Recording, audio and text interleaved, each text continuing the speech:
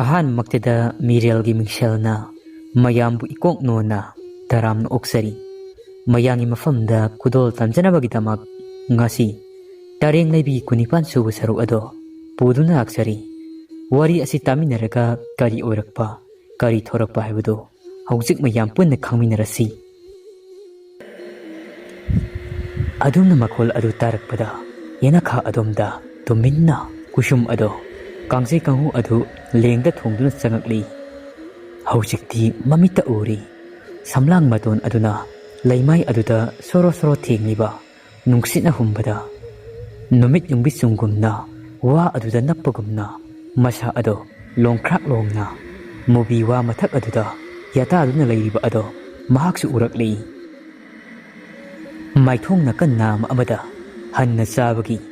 nai adu bribit kariba ado Thabalgi mangal aduda mayek sing awuri hek uba maktada kusumgi tuhaw sing ado ikhang khangawdi ikai thabina chap yungbugumna loinamak tuhaw ado yungba horakli yanakha marum aduda masha ado tap napsilli tuminna kaidawribuno haiduna masha adu kibana tasinduna yengduna lei ngasai waidi thauna yam fakhibani adubu haujikta Thangna pumba ado loinamak mayeng takibadawna masha aduda phawba horaklami adubu makutchu kangje kangu adudi cheksinna pairi nakong ani ado thangattuna fatraba thawai ado kaptuna marol loliba ado karinu haituna tanaba hotnari fatrabi Sanarembigi ningamdraba thawai ado hikna wapal aduda longkhrak longna uptuna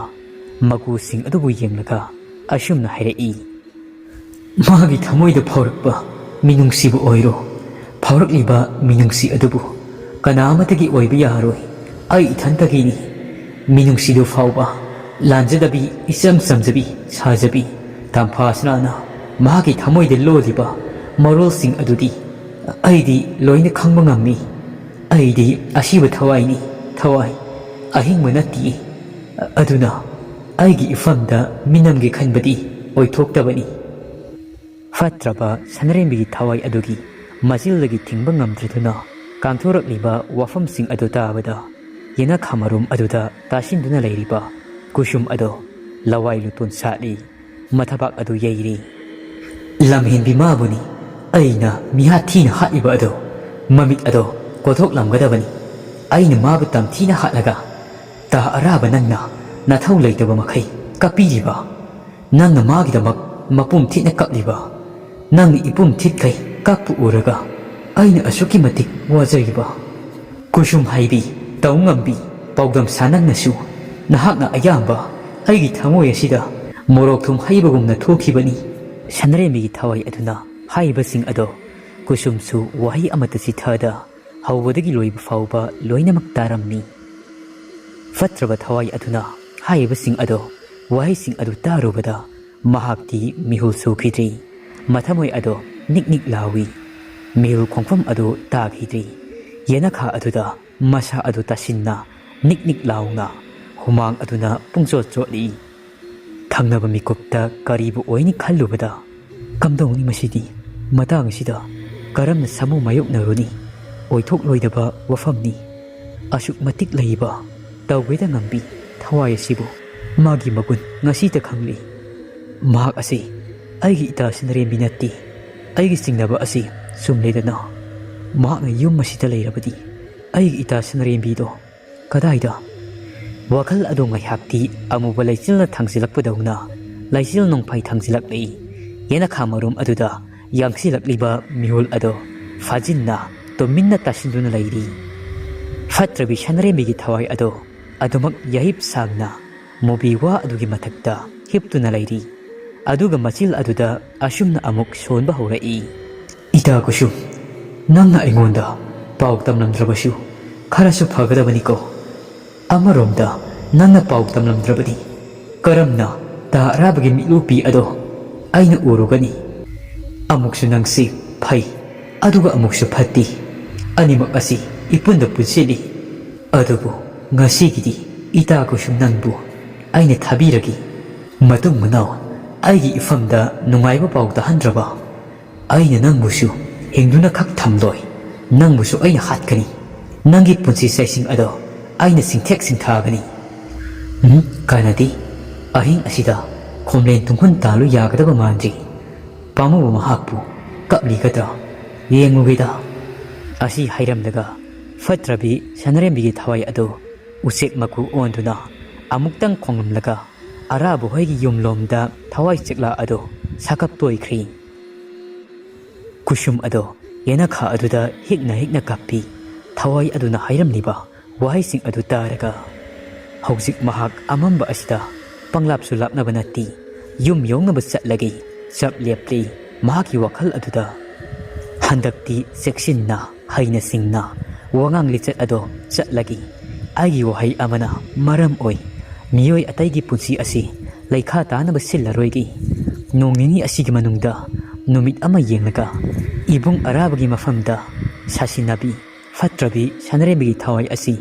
ꯂꯣꯏꯅꯃꯛ ꯇꯝꯂꯒꯦ ꯏꯇꯥ ꯑꯔꯥꯕꯒꯤ ꯄꯨꯟꯁꯤ ꯀꯟꯗꯕ ꯌꯥꯗꯦ ꯐꯠꯇ꯭ꯔꯕ ꯊꯋꯥꯏ ꯑꯁꯤꯒꯤ ꯃꯈꯨꯠꯇꯒꯤ ꯑꯩꯅ ꯇꯥ ꯑꯔꯥꯕꯒꯤ ꯄꯨꯟꯁꯤ ꯑꯗꯣ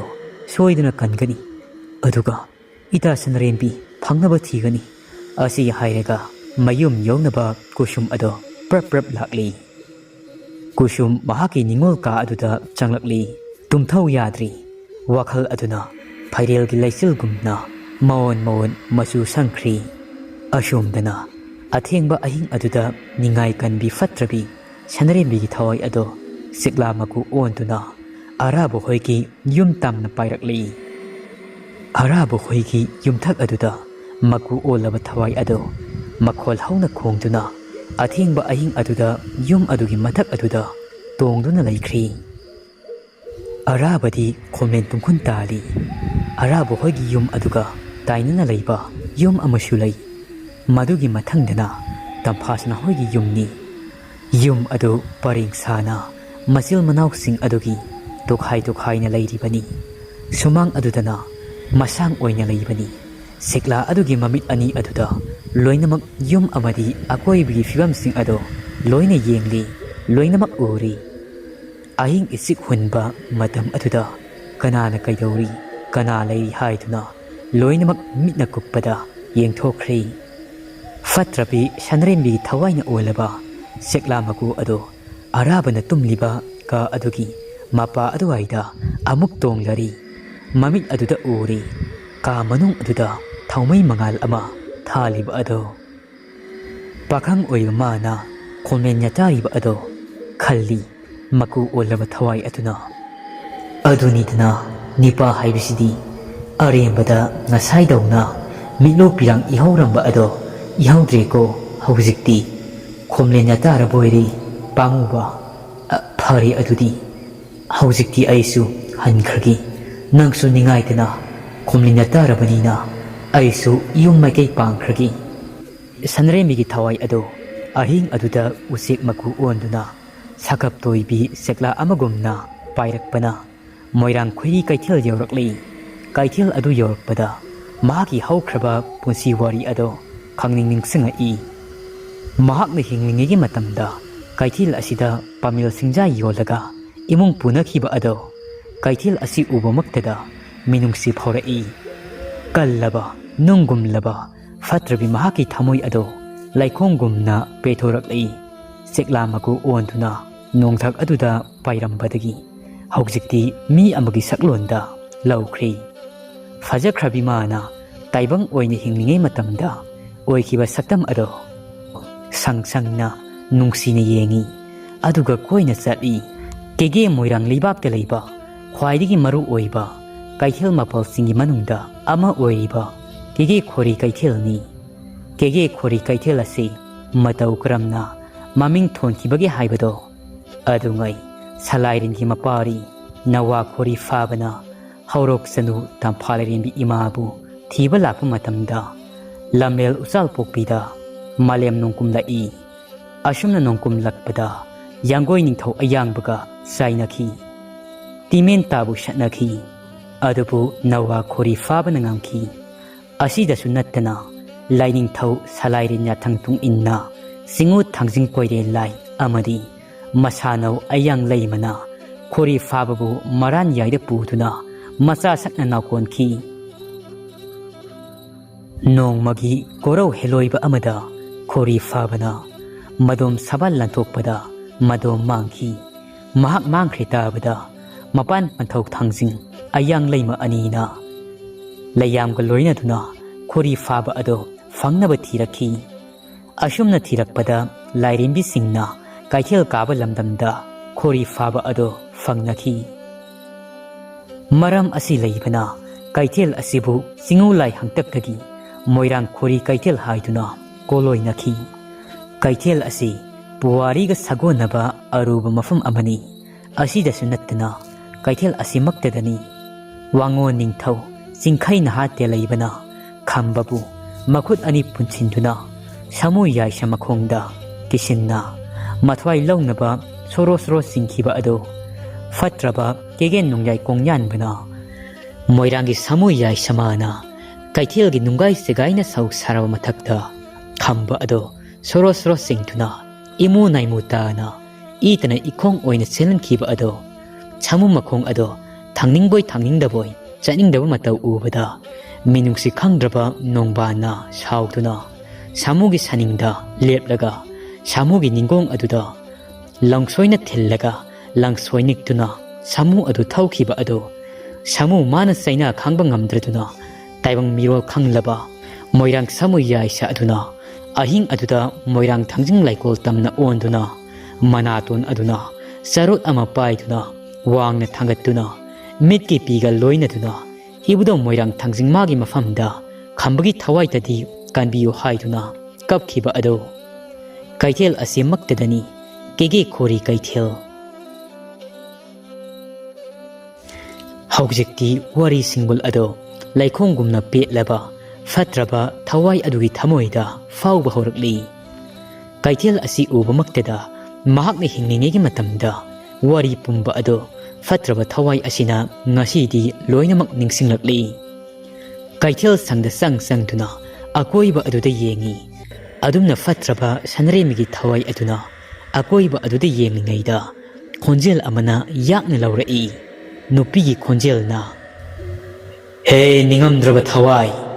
laibung thau mapal lai nura tarekna kaithel kaba mafam asida punsi sengjel loiraba namu punsi loiraba lairang mawak samlaba nangna punsi lukmai puduna laki haina nauna wakal khanjaba sabadi oithoktabani satkhro chatlu senglongna sak adu yengningdi nasa sagan adu laktuna nangaksam adu laktuna isai kona sidagi chingduna pudingaida nangi khongpham ado handok hau satkhro chatlu mafum asi nangi chaktafum natti nangi yarekphum natti he ikai khangdabi thawai kallibana ado soidatpa ngamba aini satkhro chatlu ikai khangdabi fatrabi sanaremgi thawai ado khonjel aduna adumna masakti uda laurakpa aduda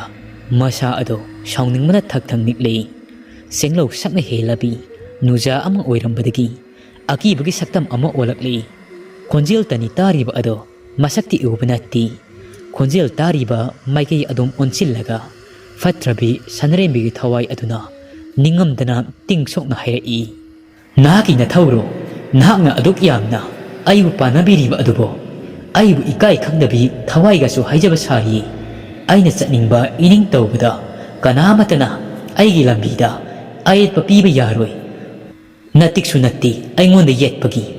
aidi siba naidraba thawai ni thawai taibang pana sibu pumna yokki khalliba natik leirabadi lao aibu ngaksam paiduna ilu lao noigi napa napugi lamlo mafum asibo nangna aibu tanggadoriba sibo se khukapidum kapki aibu tanthokpa nangi natik natti fatrabi thawai asina asumna hairingaida ikhang khangawdana maikei khangda kaithel adugi akoibada nonglei nungsit setpa horakli una wana kenba mayam ama fatraba thawai adu tamna paisilakli ikhang khangawdana nonglei nungsit adugi marakta kaithel sang leiriba adugi mayai sabuk kaithel nung leiriba adugi mamang sapchana nupi ama thorai phanik mapal naiba ama setli inafi ama su elli makoktana kajenglei ama uppi maithongna sana phuing ahingba masugumna yengbada umanglai komai uppi nupi ama maki mitmang aduda lepliba adu fatrabi Sanarembi Thawai aduna uri Sanarembi Thawai aduna hairi kaisu leitabi nang oire Sanarembi fatrabi Thawai adu yamna usittana thausaw sadana nonglei nungsit marak aduda mamit adu sangdoktuna munna hoi mai haida mahak mangairi haibagi matagumna yamna usittana laiba adu ubada nupi aduna khonjel lising thokna loibi singmaida khonthang yeibagumna ashumna hairi he sinthi wai thibi ikai khangdabi nupi oibagi lichat sajachat tabi pallalabi nangbu ahingba asiba anigi khenaba khangdabra pendrabani ningamdrabani haiduna koipai paiduna laithopa ngamliba Thawai nangi sajat ado aina ngaktaba ngamdi Sanarembi Thawai aduna nupi adugi wadu tabada yamna saunanglami aduga ashumna amuk hairi ahayo aibu ikai khangdabi gasu haijari lamdan ningle lamdan gani nangi karina thaulai aibu panariba nangsi aigi kushi ni kushi aina tawningba ithau tawbada nangna aigi damak wabiyu haidi aidi aigi ningba asi thungji fauba ining tawkhini nupi aduna amuk yamna sauna fatrabi Sanarembi Thawai adubu yengna ashumna hairi ningba thungba miyoi mapokta kanabu laigi ningthauda fauba maitan watpani nangdi ahingba natti ashiba Thawai nangna tawba thabak ado nama kaithel lairembi aidi yadi taibang sengjel loirabi he fatrabi Thawai nangdi Thawai ni haibasi kauganu nanguma fatraba kayabu waraki haiduna langolibi konsawi kauna taibang kinaribi nomge suru nomlubagi mahi tara sak nongdambi tare sinja pihaibi kaithel lukmai panbi singbu thauja lanbu kubibi kaithel lairembi aigi isai konda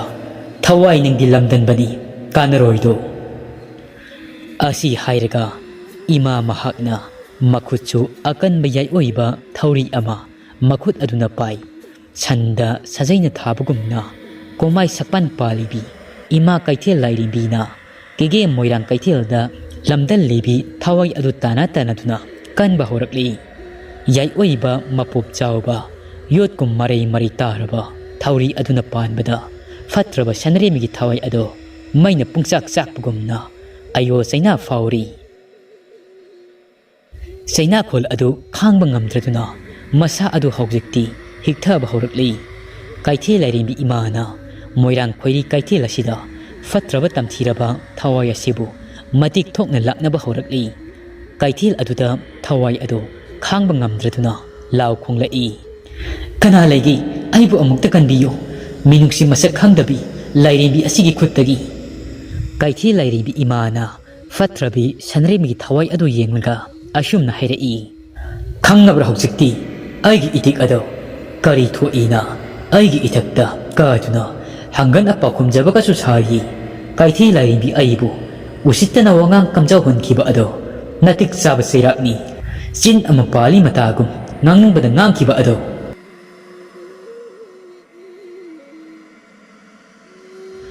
fatrabi Sanarembi Thawai ado chaina khangba ngamlaktri moirang khori kaithel asida panthaduna leirabadi soitna kaithel lairembi asigi makutta khudong thiba adu taba tari chelawuna faragani matang asi yaurabadi khalladuna mafam adudagi usek maku onduna paikhri mafam adudagi magi poirei tamkhri kaithel lairembi imana maku olabi Thawai sekla adubu yengnaga ashumna hairi kuiraroi nangisu numit churaklagani nangisu matam yauraklabani amambada thaudaba anganda wayenba ibudong moirang thangjing lairi ibudong magi harau suksittam thaudok magi kumai sanarakpa matam kalen kawi loidam thamana hauraklaba matam maduda Thawai nangi wari ado soiduna loiragani kaithel lairembi imana hairiba ado sekla olabasu fatrabi Sanarembi Thawai ado loinamak hawbodagi chithadana tarammi ima kaithel lairembisu kaithel sang aduda topna ꯃꯍꯥꯛꯀꯤ ꯂꯥꯏꯁꯪ ꯁꯥꯔꯤꯕ ꯑꯗꯨꯗ ꯆꯪꯈ꯭ꯔꯤ꯫ ꯐꯠꯇ꯭ꯔꯕꯤ ꯊꯋꯥꯏ ꯑꯗꯨ ꯎꯆꯦꯛ ꯑꯣꯟꯖꯩ ꯍꯥꯏꯕꯗꯅꯤ ꯆꯩꯅꯥ ꯈꯪꯕ ꯉꯝꯗ꯭ꯔꯗꯨꯅ ꯂꯣꯛꯇꯥꯛ ꯈꯣꯡꯕꯥꯜ ꯇꯝꯅ ꯑꯃꯝꯕ ꯑꯍꯤꯡ ꯑꯗꯨꯗ ꯄꯥꯏꯊꯔꯛꯂꯤ꯫ ꯑꯗꯨꯒ ꯇꯥꯏꯕꯪ ꯃꯤ ꯑꯃꯒꯤ ꯁꯛꯂꯣꯟꯗ ꯊꯣꯛ ꯂꯥꯎꯅ ꯑꯣꯟꯊꯣꯛꯈ꯭ꯔꯤ꯫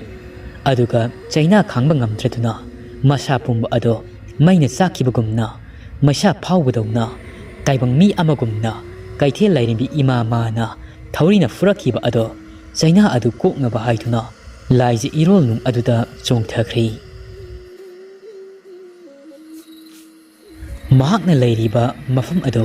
ꯊꯝꯕꯥꯜ ꯀꯧꯕꯤ ꯂꯩꯔꯥꯡ ꯃꯌꯥꯝ ꯑꯃꯁꯨ ꯄꯣꯝꯂꯤ꯫ ꯃꯩꯆꯥꯛ ꯑꯗꯨꯅ ꯑꯣꯟꯅ ꯊꯣꯏꯅ ꯆꯥꯛꯏ꯫ ꯊꯝꯕꯥꯜ ꯃꯅꯥꯁꯤꯡ ꯑꯗꯣ ꯅꯨꯡꯁꯤ ꯍꯩꯇꯅ ꯃꯍꯥꯛꯅ ꯂꯣꯏꯅꯃꯛ ꯅꯩꯊꯠꯂꯤ꯫ ꯑꯊꯦꯡꯕ ꯑꯍꯤꯡ ꯑꯗꯨꯗ ꯍꯤꯛꯅ ꯀꯞꯄꯤ꯫ ꯑꯗꯨꯝꯅ ꯀꯞꯂꯤꯉꯩꯗ ꯅꯨꯄꯤ ꯑꯃꯒꯤ ꯈꯣꯟꯖꯦꯜꯅ ꯊꯝꯕꯥꯜ ꯍꯧꯔꯤꯕ ꯑꯗꯣꯝꯗꯒꯤ ꯐꯠꯇ꯭ꯔꯕꯤ ꯁꯟꯔꯦꯝꯕꯤꯒꯤ ꯊꯋꯥꯏ ꯑꯗꯨ ꯌꯦꯡꯅ ꯂꯩꯁꯤ ꯂꯩꯊꯣꯟꯕ ꯋꯥꯍꯩꯅ ꯑꯁꯨꯝꯅ ꯍꯥꯏꯔꯛꯏ: ꯄꯨꯛꯂꯩ ꯃꯥꯅ ꯃꯔꯝꯗꯝ ꯄꯨꯡꯉꯥ ꯇꯤꯡꯉꯥ ꯇꯤꯡꯗ ꯄꯥꯟꯕ ꯂꯝ ꯉꯥꯏꯇꯦꯛ ꯂꯣꯟ ꯄꯨꯅ ꯉꯥꯟꯕꯤ ꯂꯩ ꯁꯤꯡꯌꯦꯜꯅ ꯂꯩꯔꯥꯡ ꯊꯝꯕꯥꯜꯅ ꯂꯩꯁꯥꯠ ꯇꯝꯂꯤꯕ ꯃꯐꯝ ꯑꯁꯤꯗ ꯇꯦꯡꯊꯥꯔꯤꯕꯤ ꯅꯨꯖꯥ ꯑꯣꯏꯕꯤ ꯅꯪꯕꯨ ꯀꯅꯥꯅꯣ? ꯐꯠꯇ꯭ꯔꯕꯤ ꯁꯟꯔꯦꯝꯕꯤꯒꯤ ꯊꯋꯥꯏ ꯑꯗꯨꯅ ꯃꯁꯛ ꯎꯗꯕ ꯈꯣꯟꯖꯦꯜ ꯑꯗꯨꯗ ꯄꯥꯎꯈꯨꯝꯂꯛꯏ: ꯑꯩ ꯁꯟꯔꯦꯝꯕꯤꯅꯤ, ꯆꯤꯡꯉꯨ ꯃꯥꯒꯤ ꯆꯩꯕꯤ ꯆꯩꯊꯦꯡꯅ ꯐꯪꯂꯕꯤ, ꯑꯌꯣ ꯆꯩꯅꯥ ꯐꯪꯂꯕꯤ, ꯁꯖꯤ ꯑꯃꯣꯝꯒꯨꯝ ꯄꯥꯡꯀꯛ ꯑꯣꯏꯔꯕꯤ ꯂꯝꯗꯟꯕ ꯊꯋꯥꯏ ꯑꯃꯅꯤ ꯑꯩꯗꯤ, ꯑꯩꯒꯤ ꯏꯄꯥꯎ ꯍꯪꯂꯤꯕ ꯅꯪꯅ ꯀꯅꯥ? ꯈꯣꯟꯖꯦꯜ ꯑꯗꯣ ꯃꯣꯃꯣꯟ ꯅꯣꯛꯂꯛꯏ꯫ ꯑꯗꯨꯒ ꯑꯃꯨꯛ ꯑꯁꯨꯝꯅ ꯍꯥꯏꯔꯛꯏ: ꯀꯦꯒꯦ ꯅꯤꯡꯊꯧ ꯀꯣꯡꯌꯥꯟꯅ ꯅꯣꯡꯉꯥꯏꯁꯤꯡꯗ ꯂꯣꯏꯄꯣꯠ ꯊꯧꯕ ꯆꯠꯄꯗ ꯅꯥꯃꯧ ꯆꯥꯕꯣꯔꯣꯜ ꯀꯧꯖꯤꯡꯉꯩ ꯑꯎꯟꯄꯣꯠ ꯑꯣꯏꯅ ꯎꯟꯕꯤ ꯂꯩ ꯇꯛꯃꯨ ꯏꯊꯤꯡꯈꯣꯜ ꯁꯦꯟꯗ꯭ꯔꯥ ꯏꯋꯥꯏꯀꯣꯟ ꯈꯨꯌꯣꯜ ꯅꯥꯟꯕꯤꯔꯣ ꯅꯁꯨꯡ ꯃꯥꯡ ꯂꯩꯌꯨ ꯏꯄꯥꯛ ꯊꯟꯅ ꯉꯥꯟꯕꯤ ꯂꯩ ꯂꯩꯔꯥꯡ ꯊꯝꯕꯥꯜꯒ ꯏꯃꯤꯡ ꯃꯥꯟꯅꯕꯤ ꯅꯪꯒꯤ ꯅꯇꯤꯛ ꯅꯌꯥꯏ ꯍꯦꯟꯅꯗꯕꯤ ꯂꯝꯗꯟꯕ ꯊꯋꯥꯏ ꯃꯤꯔꯦꯜ ꯑꯃꯅꯤ ꯑꯩꯁꯨ, ꯑꯩꯒꯤ ꯀꯣꯂꯣꯏ ꯃꯤꯡꯂꯦꯟꯅ ꯊꯝꯕꯥꯜ꯫ ꯐꯠꯇ꯭ꯔꯕꯤ ꯁꯟꯔꯦꯝꯕꯤꯒꯤ ꯊꯋꯥꯏ ꯑꯗꯨꯅ ꯑꯃꯨꯛ ꯍꯥꯏꯔꯛꯏ: ꯊꯝꯕꯥꯜ, ꯑꯩꯒꯨꯝꯕꯤ ꯐꯠꯇ꯭ꯔꯕꯤ ꯊꯋꯥꯏ, ꯊꯝꯕꯥꯜ ꯁꯥꯠꯂꯤꯕ ꯃꯔꯛ ꯑꯗꯨꯗ ꯑꯀꯤꯕꯒꯤ ꯁꯛꯇꯝ ꯑꯣꯏꯔꯕꯤ ꯅꯤꯡꯕ ꯊꯨꯡꯗ꯭ꯔꯕꯤ ꯐꯠꯇ꯭ꯔꯕꯤ ꯂꯝꯗꯟꯕ ꯊꯝꯕꯥꯜ ꯀꯧꯕꯤ ꯊꯋꯥꯏ ꯑꯃ ꯑꯍꯤꯡ ꯑꯗꯨꯗ ꯁꯥꯄꯣꯡꯂꯛꯂꯤ꯫ ꯐꯠꯇ꯭ꯔꯕꯤ ꯁꯟꯔꯦꯝꯕꯤꯒꯤ ꯊꯋꯥꯏ ꯑꯗꯣ ꯊꯝꯕꯥꯜ ꯀꯧꯏ ꯊꯋꯥꯏ ꯑꯗꯨꯒꯤ ꯃꯄꯥꯎꯈꯣꯜ ꯑꯗꯨ ꯇꯥꯔꯕꯗ ꯑꯃꯗꯤ ꯆꯦꯡꯂꯧ ꯃꯁꯛ ꯑꯗꯨ ꯎꯕꯗ ꯍꯔꯥꯎꯕꯅ ꯊꯨꯝꯍꯠꯂꯤ꯫ ꯃꯥꯒꯨꯝꯕꯤ ꯃꯇꯤꯛ ꯂꯩꯕꯤ ꯅꯤꯡꯉꯝꯗ꯭ꯔꯕꯤ ꯊꯝꯕꯥꯜ ꯀꯧꯕꯤ ꯂꯝꯗꯟꯕꯤ ꯊꯋꯥꯏ ꯑꯃ ꯊꯦꯡꯅꯕ ꯑꯗꯨꯗ ꯊꯝꯕꯥꯜ ꯑꯗꯨ ꯎꯕꯗ ꯐꯠꯇ꯭ꯔꯕꯤ ꯁꯟꯔꯦꯝꯕꯤꯒꯤ ꯊꯋꯥꯏ ꯑꯗꯣ ꯑꯁꯨꯝꯅ ꯍꯥꯏꯔꯛꯏ: ꯌꯥꯝꯅ ꯍꯔꯥꯎꯏ, ꯌꯥꯝꯅꯁꯨ ꯊꯥꯖꯗꯤꯌꯦ, ꯑꯩꯒꯨꯝꯅ ꯃꯇꯤꯛ ꯂꯩꯕꯤ ꯊꯋꯥꯏ ꯑꯃ ꯂꯩꯔꯝꯒꯅꯤ ꯍꯥꯏꯕꯁꯤ ꯏꯇꯥꯁꯤꯡ ꯉꯁꯤꯗꯒꯤ ꯑꯩꯒꯤ ꯊꯧꯅꯥ ꯑꯣꯏꯖꯈꯤ ꯅꯪꯅ ꯏꯇꯥ꯫ ꯊꯝꯕꯥꯜꯒꯤ ꯊꯋꯥꯏ ꯑꯗꯨꯅ ꯍꯥꯏꯔꯛꯏ: ꯃꯥꯟꯅ ꯃꯥꯟꯅꯕ ꯆꯥꯛꯇꯥꯃꯤꯟꯅꯕꯅꯤ, ꯎꯔꯣꯛꯀ ꯐꯥꯎꯌꯥꯟ ꯌꯥꯟꯕ ꯀꯧꯗꯕꯅꯤ, ꯑꯩꯈꯣꯏ ꯃꯁꯦꯜ ꯑꯃꯠꯇꯅꯤ, ꯀꯔꯤꯒꯤ ꯅꯨꯡꯅꯥꯡꯅꯔꯤꯕꯅꯣ? ꯉꯁꯤꯗꯒꯤ ꯏꯇꯥꯁꯤꯡ ꯑꯩꯁꯨ ꯑꯩꯒꯤ ꯃꯤꯠ ꯑꯁꯤ ꯎꯏꯁꯤꯟꯕ ꯃꯇꯝꯗ ꯅꯪꯒꯤ ꯍꯧꯈ꯭ꯔꯕ ꯋꯥꯔꯤ ꯑꯗꯣ ꯈꯪꯕ ꯉꯝꯂꯤ꯫ ꯅꯪ ꯍꯧꯖꯤꯛ ꯀꯔꯝꯕ ꯐꯤꯕꯝꯗ ꯂꯩ ꯍꯥꯏꯕꯗꯣ ꯑꯩꯁꯨ ꯍꯥꯏꯕ ꯉꯝꯃꯤ꯫ ꯁꯟꯔꯦꯝꯕꯤꯒꯤ ꯊꯋꯥꯏ ꯑꯗꯨꯅ ꯑꯃꯨꯛ ꯍꯥꯏꯔꯛꯏ: ꯑꯩꯒꯤ ꯊꯃꯣꯏ ꯃꯁꯛ ꯈꯪꯂꯕ ꯅꯪꯅ ꯑꯩꯒꯤ ꯏꯇꯦꯡ ꯄꯥꯡꯕꯤꯌꯨ꯫ ꯏꯕꯨꯙꯧ ꯃꯣꯏꯔꯥꯡ ꯊꯥꯡꯖꯤꯡꯒꯤ ꯀꯥꯂꯦꯟ ꯍꯔꯥꯎꯕꯁꯤ ꯏꯕꯥꯅꯤ ꯆꯪꯗꯨꯅ ꯊꯨꯒꯥꯏꯁꯤ꯫ ꯀꯨꯝꯁꯤ ꯀꯨꯝꯖꯥꯗꯤ ꯀꯦꯒꯦ ꯃꯣꯏꯔꯥꯡ ꯂꯩꯕꯥꯛ ꯑꯁꯤ ꯃꯤꯁꯤ ꯃꯤꯅꯥ ꯊꯣꯛꯍꯟꯗꯨꯅ ꯃꯣꯏꯔꯥꯡ ꯁꯂꯥꯏꯆꯥꯁꯤꯡ ꯌꯨꯃꯥꯡ ꯀꯣꯏꯃꯥꯡꯍꯟꯁꯤ, ꯊꯥꯡꯖꯤꯡ ꯍꯔꯥꯎꯍꯜꯂꯔꯣꯏꯁꯤ꯫ ꯊꯝꯕꯥꯜꯒꯤ ꯊꯋꯥꯏ ꯑꯗꯨꯅ ꯑꯃꯨꯛ ꯍꯥꯏꯔꯛꯏ: ꯏꯇꯥ ꯂꯧꯍꯩꯕꯤ, ꯏꯇꯥ ꯅꯪꯅ ꯍꯥꯏꯔꯤꯕ ꯑꯗꯣ ꯅꯇꯥ ꯑꯩꯁꯨ ꯌꯥꯔꯤ, ꯃꯇꯦꯡ ꯏꯇꯦꯡ ꯄꯥꯡꯅꯁꯤ꯫ ꯃꯤꯁꯨ ꯂꯥꯏꯁꯨ ꯑꯅꯤꯃꯛ ꯑꯗꯣ ꯍꯟꯗꯛꯇꯤ ꯃꯥꯏꯊꯤꯕ ꯂꯣꯏꯅꯃꯛ ꯄꯤꯁꯤ꯫ ꯀꯔꯤꯒꯤ ꯂꯥꯏ ꯍꯔꯥꯎꯕ ꯈꯪꯂꯣꯏꯗ꯭ꯔꯗꯣ ꯑꯩꯒꯤ ꯏꯇꯤꯛ ꯊꯝꯕꯥꯜ ꯑꯩꯒꯤꯏꯇꯤꯛ ꯑꯗꯣ꯫ ꯁꯟꯔꯦꯝꯕꯤꯒꯤ ꯊꯋꯥꯏ ꯑꯗꯨꯅ ꯑꯃꯨꯛ ꯍꯥꯏꯔꯛꯏ: ꯀꯦꯒꯦ ꯃꯣꯏꯔꯥꯡ ꯄꯥꯏꯈꯨ ꯆꯅꯨ ꯇꯣꯡꯖꯩ ꯍꯧꯅꯩ ꯐꯟꯕ ꯂꯧꯁꯤꯡ ꯐꯥꯒꯦ ꯍꯥꯏꯗꯨꯅ ꯈꯨꯃꯟ ꯅꯤꯡꯊꯧꯅ ꯏꯀꯣꯞ ꯂꯥꯟꯗꯥꯕ ꯃꯣꯏꯔꯥꯡ ꯃꯌꯥꯝ ꯄꯨꯒꯩꯗ ꯃꯣꯏꯔꯥꯡ ꯂꯩꯈꯨꯞ ꯈꯟꯕꯗ ꯂꯩꯔꯥꯡ ꯃꯥꯕꯨ ꯀꯦꯒꯦꯗ ꯄꯨꯈꯤꯗꯣ ꯊꯥꯡꯖꯤꯡ ꯆꯤꯡꯃꯥꯏ ꯉꯝꯕꯤ ꯂꯩ ꯂꯩꯔꯥꯡ ꯊꯝꯕꯥꯜꯒꯤ ꯀꯣꯂꯣꯏ ꯃꯤꯡꯂꯦꯟ ꯃꯥꯟꯅꯕꯤ ꯏꯇꯥ ꯉꯁꯤꯗꯒꯤ ꯈꯣꯏꯅꯧ ꯏꯇꯥꯁꯨ ꯁꯥꯟꯅꯔꯕꯅꯤꯅ ꯃꯊꯧ ꯃꯉꯝ ꯄꯥꯡꯃꯤꯟꯅꯔꯁꯤ꯫ Sanarembi Thawai ado makai fangna harausai mahaka manabi Thawai ama ngasidagi punna sataminaba fanglani khallubada ngasai Keithel lairembi imana singo thangjing harauba horappa matamda Thawai magi matik mayai ado loinamak samgani haikiba ado khallubada ningdoldi pomli adubu matik leiba fatraba thambalgi Thawaina leirabadina haujikti makhoi ani ado sangduna khudingmak ado loina ngamgani singo laiga muknaduna thangjing harauba asi thugairagi muknaragi khalli fatraba Thawai ani ado pabo chaba sanbiga pangkak oikhri Sanarembi Thawaina ita thambal ngasidagi lokta khongbal asida sataronu ita aina lairiba yum aduda punna laiminarosi ita ngasigi ahing asida taibang migi saklon ado lauduna thambalgi Thawai ado Sanarembi wahai adu tabada maithong laksinki aduga mathamoi sokna hekna kaptuna ashumna hairi ita aidi phatraba Thawaini phatraba Thawai oijrabasu taibang migi saklon lauduna taibangi mongo maran yaida sangbngamdi ita saijin sayada naptuna saidantuna aibu laibani ngamgani ita aigisu wari layi ita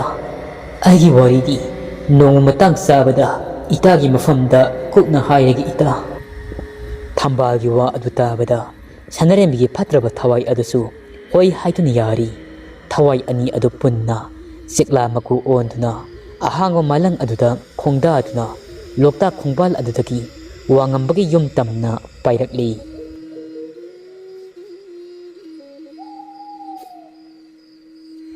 fatrabi Sanarembi Thawai ado yum aduda paisinkhri amuba maikhu onduna amuktang makudawna khonglumlaga fatraba thambalgi Thawai ado tung ilakliba aduna zum onkhri faklang aduda naptuna saijin marum aduda ahingi mingsel adu khangduna thuptuna laikhri Sanarembi Thawai ado taibang saklon langduna yamna harauna khomlen tungkun tankhri mapaldana thambalgi Thawai aduna olaba sum aduna Sanarembi Thawaini yatariba ningolka adugi mapal thangba faklang mapa aduda khongli wari asigi kunipan suba saruk ado matang isi loisari wari asi patukjaba matamda soikilankiba yaorabasu mayamna ngakpiyu wari asigi makha mayam punamak ngaiminarasi